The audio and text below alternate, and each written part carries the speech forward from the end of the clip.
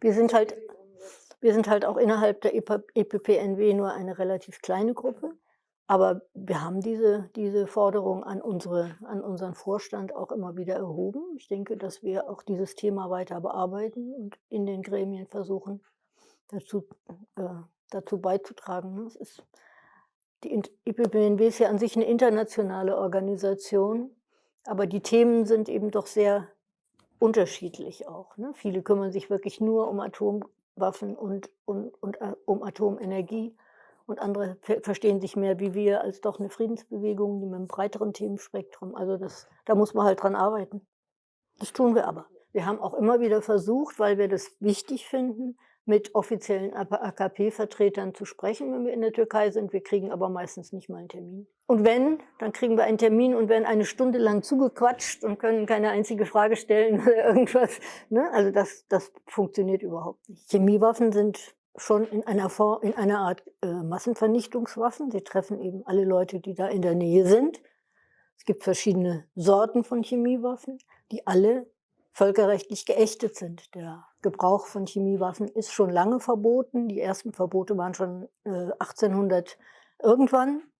Der erste große bekannte Giftgasangriff war im April 1915 während des Ersten Weltkriegs in Belgien, wo die Deutschen Chlorgas eingesetzt haben, dem dann viele Menschen zum Opfer gefallen sind.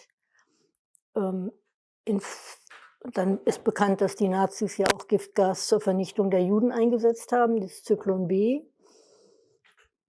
Und trotz der Konventionen, die es gibt, der internationalen Übereinkünfte, die es gibt, ist immer wieder in der Vergangenheit Giftgas eingesetzt worden, unter anderem von den Amerikanern in Vietnam, aber eben auch von vielen anderen, die immer wieder Giftgasangriffe gemacht haben, trotz der Ächtung und des Verbotes. Die meisten sind Weiterentwicklungen von Pestiziden und Pflanzenschutzmitteln, die eben halt dann nicht nur für die Insekten äh, giftig sind, sondern für die Menschen, die es trifft, halt auch. Es gibt eben diese Organisation für das Verbot der chemischen Waffen, die das auch überwachen sollen, die also zum Beispiel Fabriken besuchen, in denen Chemikalien, die sich auch zur Produktion von Giftgas eignen, regelmäßig untersucht werden, ob dort nicht doch auch Giftgas oder Waffen hergestellt werden. Diese Untersuchungen sind natürlich, wie das bei allen UNO-Geschichten ist, relativ sporadisch, weil es würde ja um alle Chemiefabriken, die mit Substanzen arbeiten, die sich dazu eignen, zu untersuchen, müsste man ja ein sehr dichtes Netz von Kontrolleuren haben. Das passiert halt nicht. Es gibt also immer wieder ähm, Leute, die da oder Fabriken, die da ausweichen. Also man hat dann ja festgestellt, dass der Herr Assad da noch eine ganze Menge Vorräte hatte. Man kann davon ausgehen, dass die Russen Vorräte haben. Ich denke mal, dass wir in Europa wahrscheinlich keine Giftgasvorräte haben, aber natürlich alle Substanzen, um welche herzustellen oder auch eben um Teile davon woanders hin zu liefern, sodass andere Staaten das dann praktisch selber bauen können, so wie wir das zum Beispiel in der Türkei ja auch vermuten. Es gibt bei bestimmten, beim Senfgas zum Beispiel, wenn ich das jetzt richtig erinnere, kann man das noch nach Jahren im Boden nachweisen. Außerdem gibt es halt bestimmte Verletzungsmuster an der Haut bei diesen Reizgasen. Also anhand der Verletzung kann man es nachweisen, im Blut und Urin kann man es zum großen Teil nachweisen, wenn man da drankommt. Aber bei Giftgaseinsätzen ist es eben häufig schwierig, auch die Opfer zu finden oder dann auch zu untersuchen, weil das ja eben doch in kriegerischen Auseinandersetzungen stattfindet. Beim Agent Orange zum Beispiel weiß man, dass das bleibt im Boden und auch heute noch, obwohl das ja jetzt auch schon viele Jahre her ist, es immer noch zu Missbildungen kommt bei den Menschen, die da leben und Landwirtschaft betreiben. Also Deutschland ist einmal ein Erfinder dieser Giftgase insgesamt und einer der ersten großen Anwender im großen Stil. Und zum anderen haben wir natürlich eine große Verantwortung, wenn ein NATO-Partner von uns Materialien bekommt, mit denen er völkerrechtswidrige Angriffe fährt, einen völkerrechtswidrigen Krieg führt. Das wäre für die deutsche Regierung sicherlich eine ganz große Verantwortung. Wir haben uns mit den Menschenrechtlern getroffen und haben halt zum Teil Bilder gesehen und haben immer wieder auch gehört, dass dieser Verdacht besteht oder dass auch den Leuten klar ist.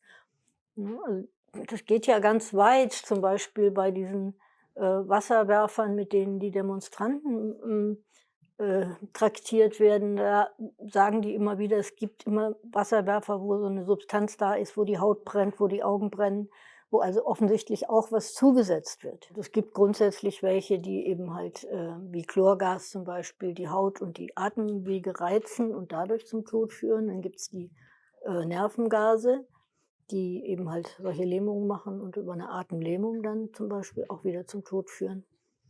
Ähm also, da gehören das Sarin und das Tabun dazu, die bekannt geworden sind. Und das sind alles chemische Waffen, die eben verschiedene Substanzen und verschiedene Wirkungsweisen haben. Wir sind nicht in der Lage, die zu untersuchen, und selbst wenn ich da jetzt hinfahren würde und Bodenproben nehmen und das könnte, würde mir niemand glauben, das hätte keine Relevanz, sondern wir haben eine internationale Kontrollorganisation und die muss das untersuchen. Also, das fordern wir seit Langem, weil nur das verlässlich ist, ja? Und es ist für mich völlig unverständlich, warum die, äh, irakische Regierung zulässt, dass die Türkei so massiv in ihr Gebiet vordringt und da Kampfhandlungen durchführt. Also, normalerweise könnte die Regierung, auf deren Gebiet das passiert, also die irakische oder auch die Kurdistan-Barzani-Regierung, das fordern von den internationalen Organisationen, von dieser OPCW-Organisation, ne?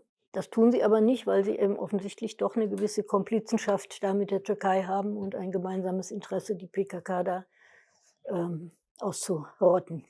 Und die wirtschaftlichen Interessen oder auch die NATO-Interessen können eigentlich die moralischen Verpflichtungen nicht aufheben. Es gibt keine Rechtfertigung für dieses Verhalten aus meiner Sicht. Seit vielen Jahren auf der Seite der kurdischen Menschen arbeiten und, uns engagieren und ich immer wieder, auch wenn ich in, Bakur bin, wirklich begeistert bin von den Menschen, von der Wärme, von der Gastfreundschaft und von dieser unglaublichen Durchhaltekraft, ja, dass sie nicht alle längst sagen: „Macht doch euren Kram alleine“, sondern, ja, versuchen, ihre Vorstellung von einer anderen Gesellschaft irgendwie umzusetzen. Das finde ich schon wirklich sehr, gibt mir auch immer wieder Kraft, weiterzumachen. Na ja, da gibt's ja auch diese Kampagne PKK-Verbot aufheben, wo wir Mitglied sind als IPPNW und wo wir auch versuchen, uns halt, es gibt ja sogar ein Urteil des Europäischen Gerichtshofes inzwischen oder der Belgier, die das aufgehoben haben, ja, aber vielleicht wird unsere neue Regierung ja ein bisschen mutiger sein. Ich befürchte leider, ich habe nicht so viel Hoffnung, aber jetzt müssen sie natürlich immer wieder auch pieken, dass sie in dieser Richtung arbeiten, ne? Und das ist völlig kontraproduktiv. Und ich hoffe immer auf die neue Generation von gut gebildeten, hier integrierten, hier groß gewordenen Kurden, dass wir das wirklich besser hinkriegen. Nicht? Und es sind ja jetzt viele in der Regierung, die früher mit uns gemeinsam diese Forderungen gestellt haben. Also sollte man ja hoffen, dass sich vielleicht etwas ändert. Ich, wie gesagt, bin nicht so sehr hoffnungsfroh, weil wenn man sieht, wie viele Kompromisse sie gemacht haben, um überhaupt zu regieren, dann muss man abwarten, was da passiert. Aber wir werden sie sicher damit immer wieder konfrontieren und unsere Forderungen stellen. Also eine Menschenrechtsverletzung sowieso, diese Isolationshaft, aber es ist auch ein Völkerrechtsbruch, dass man einen Verhandlungspartner so behandelt. Und sie haben ja mit ihm verhandelt auf der anderen Seite. Und es muss eigentlich jedem klar sein, wie wichtig Öcalan nach wie vor für die kurdische Bewegung ist. Ne, dass da ohne ihn wenig entschieden wird. Ja, es tut sich halt nichts, solange Herr Erdogan da ist. Ich weiß nicht, was ihn dann so verärgert hat, dass er so von seinem Friedenskurs, wirklich so abgewichen ist. Es war ja eigentlich ein guter Weg und diese Dolmabahce-Geschichten waren ja eigentlich auch eine, das wäre ja gangbar gewesen. Ist ja leider auch so was man beobachtet in der ganzen letzten Zeit, dass es immer weniger Diplomatie gibt, sondern immer gleich irgendwelche dann auch bewaffneten Auseinandersetzungen, in vielen Gebieten. Und das ist eine ganz ungute Entwicklung. Also, da müssen wir, glaube ich, schon auch als Gesellschaft wirklich, immer wieder drauf dringen, dass erst die Diplomatie kommen muss.